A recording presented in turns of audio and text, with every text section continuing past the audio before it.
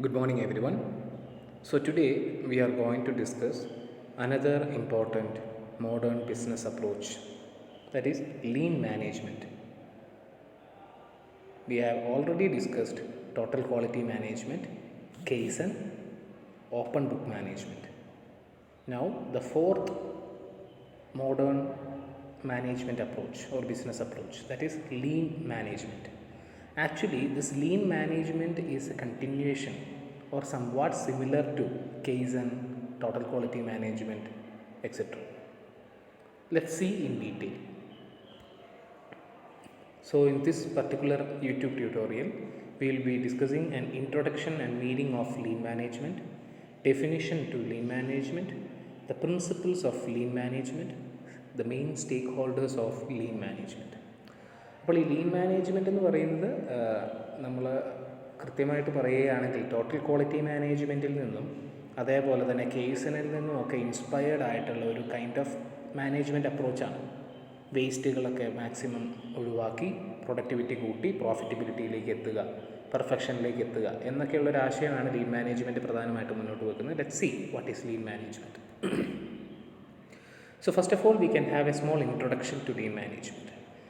Lean management is a method of managing and organizing work with the aim of improving a company's performance, particularly the quality and profitability of its production processes.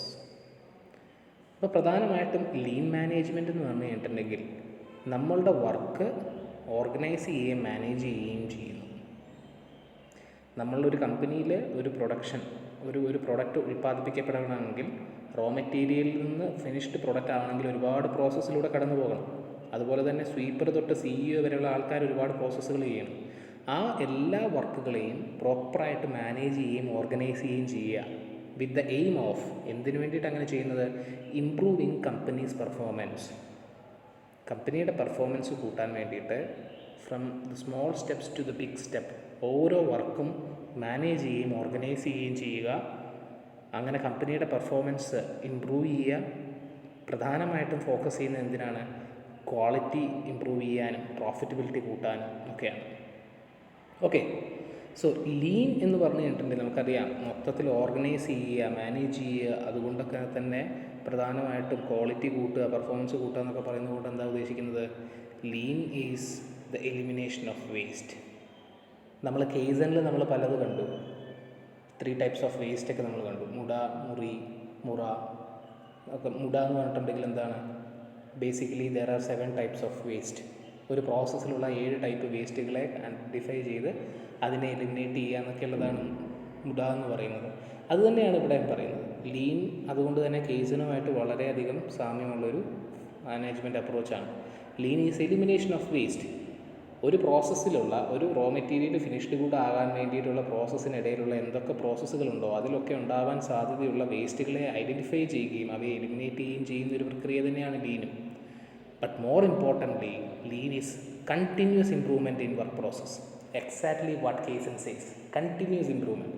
All of a sudden ഒരു improvement കൊണ്ടുവരുന്നതിനേക്കാളും നല്ലത് small incremental good changes continuously happening.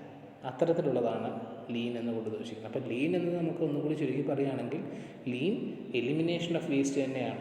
Lean എന്ന് പറയുന്നത് continuous improvement ആണ് സൂചിപ്പിക്കുന്നത്. It is somewhat kaizen itself. Definition നോക്കാം lean മാനേജ്മെൻറ്റിൻ്റെ.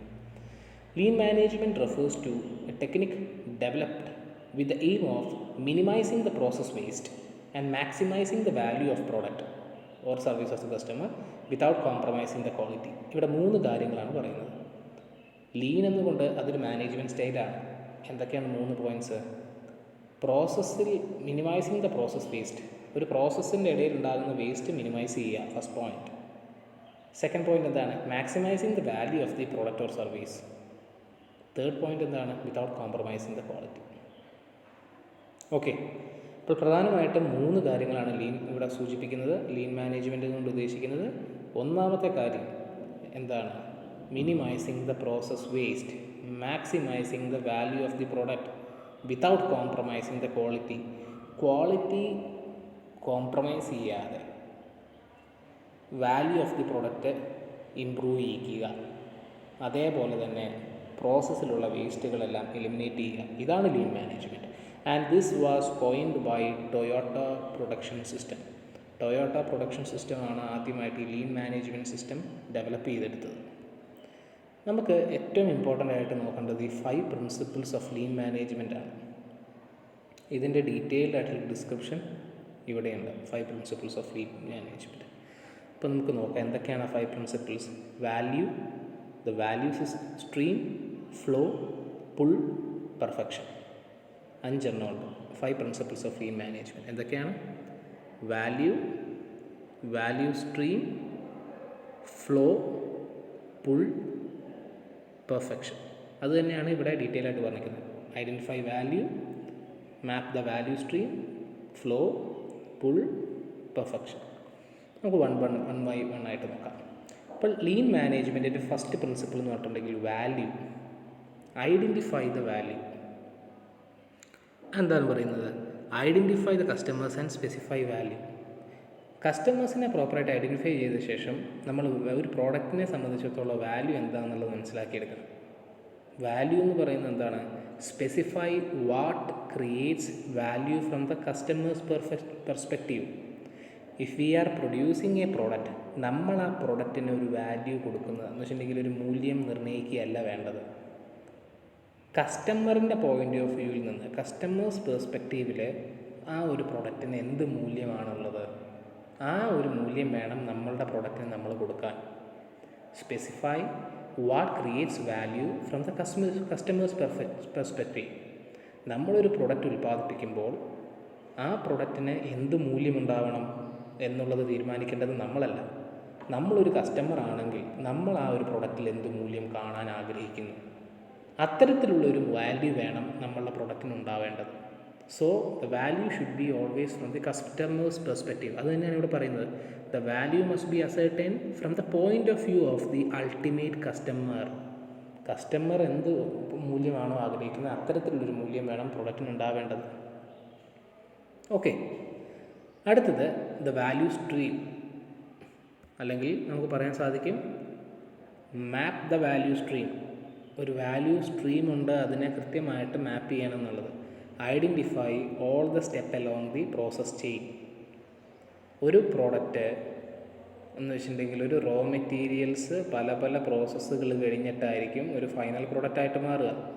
അപ്പോൾ കൃത്യമായിട്ട് ഓരോ സ്റ്റേജസും നമുക്ക് കൃത്യമായിട്ട് മാപ്പ് ചെയ്യാൻ സാധിക്കണം. ഒരു സ്റ്റേജ് കഴിഞ്ഞിട്ടുണ്ടെങ്കിൽ ഒരു പ്രൊഡക്റ്റിൻ്റെ ഒരു 20% പൂർത്തിയാകും. അത് കഴിഞ്ഞാൽ അടുത്ത സ്റ്റേജിൽ പോയിട്ട് അതിൻ്റെ അടുത്ത 20%, അപ്പോൾ മൊത്തം 40% പൂർത്തിയായി.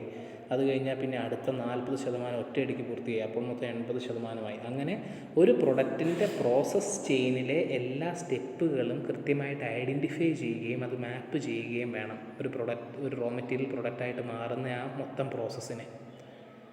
അതാണ് ഇവിടെ പറയുന്നത്. Ascertain all steps involve in the value stream of each product family and then eliminating those steps that are not productive refers to the process of mapping out of company's workflow, including all actions and people who contribute to the process, creating, delivering the end product to the customer.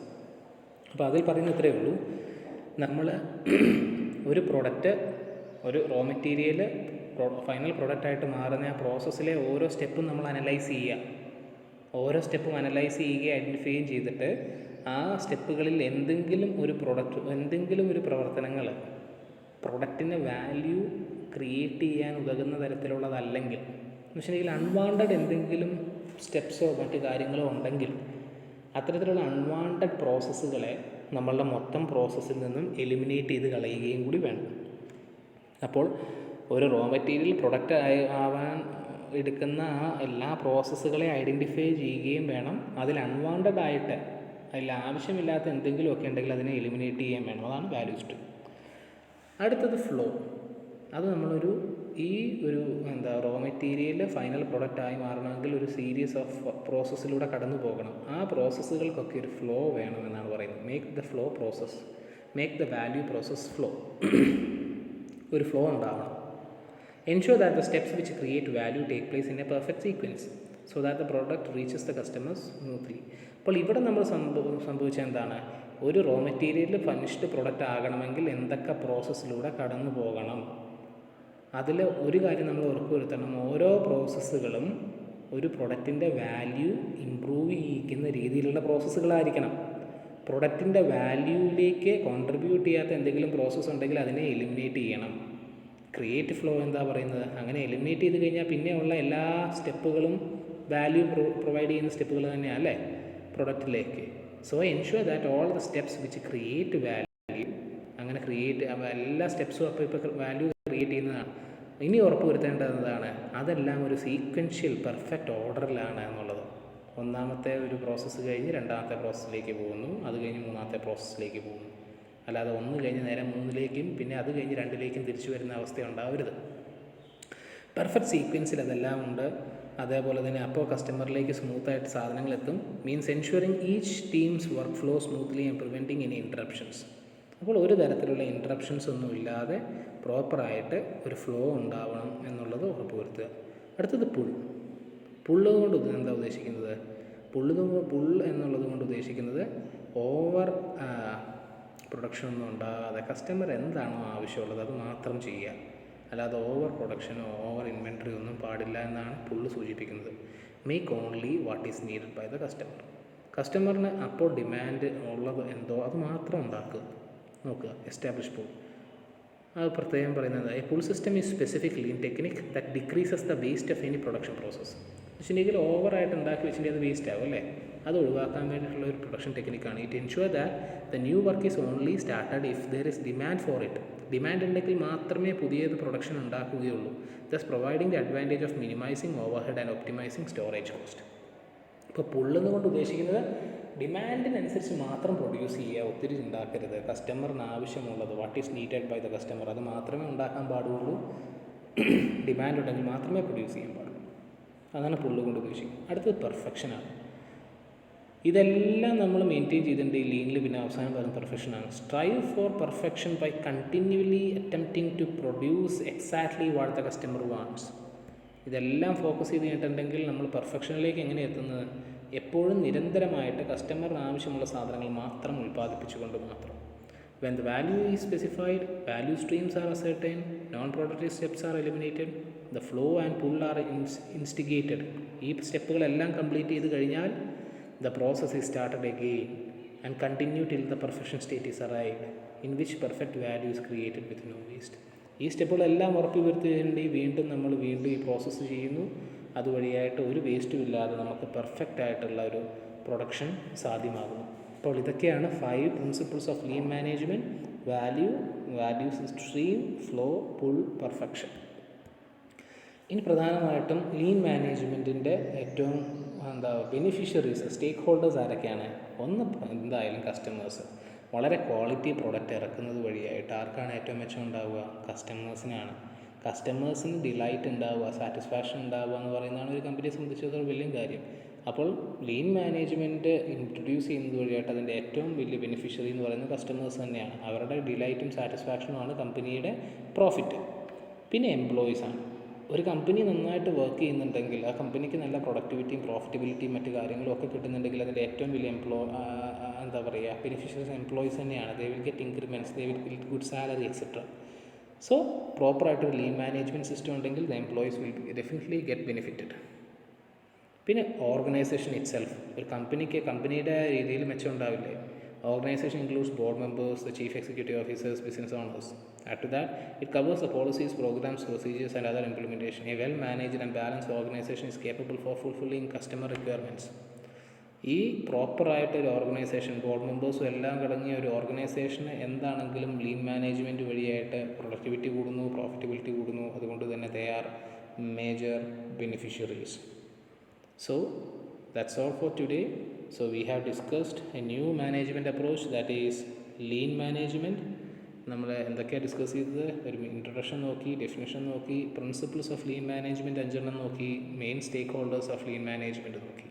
Hope this concept is clear to you. Thank you so much. Next day we will discuss another topic.